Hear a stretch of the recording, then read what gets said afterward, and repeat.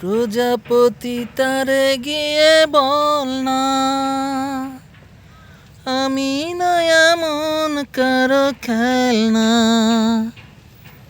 সে যে উথালা ফাগুন, মনে জ্বেলেছে আগুন, এবার আসুক তারে আমি মজা দেখাবো।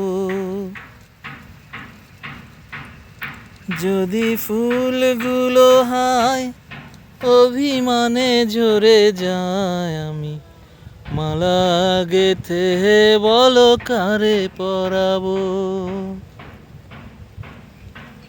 এবার আসুক তারে আমি মজা দেখাবো।